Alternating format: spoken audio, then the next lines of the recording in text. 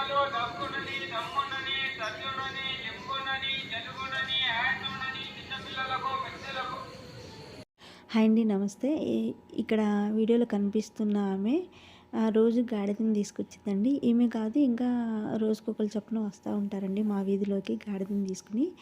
ఈ గాడిద పాలు తాగితే జలుబు, దగ్గు, కళ్ళి ఏమన్నా ఉన్నా అట్లాంటివి తగ్గుతాయి, పిల్లలకి పెద్దలకి మంచిదని అంటూ ఇక మైక్ పట్టుకుని వస్తూ ఉంటారండి. అయితే గాడిద పాలు ఎంతవరకు నిజమో నాకైతే తెలియదు. మేము చిన్నపిల్లలుగా ఉన్నప్పుడైతే మేక పాలు తాగిచ్చారండి.